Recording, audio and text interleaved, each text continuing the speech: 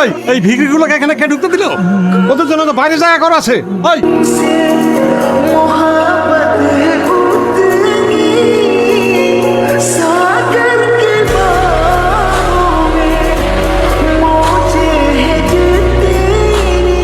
দাঁড়া,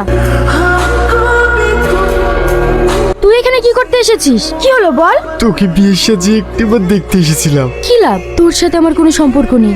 লাভ ক্ষতি কি জানি না, তবে তোকে দেখার জন্য মনটা ছটফট করছিল, তাই চলে এসেছি।